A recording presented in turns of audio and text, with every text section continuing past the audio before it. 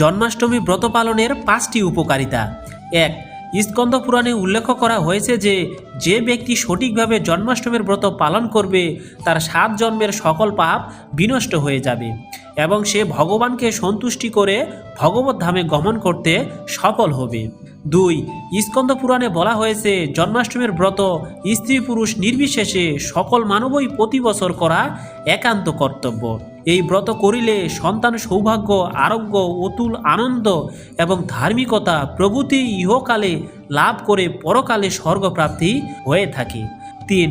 জন্মাষ্টমী ব্রত পালন করলে পুত্রবান হয়ে বিষ্ণুলোকে প্রাপ্তি হয় এবং পুত্রাদি হইয়া বর্ষে বর্ষে এই ব্রত করলে জীবের কোনো প্রকারে ত্রিতাপ ভয় থাকে না। 4. শাস্ত্রে উল্লেখ করা হয়েছে জন্মাষ্টমীর ব্রত পালন করলে সকল প্রকার পাপ হরণ করে অভীষ্ট প্রদান করেন এবং এই ব্রতে ভগবান অনেক সন্তুষ্ট হন।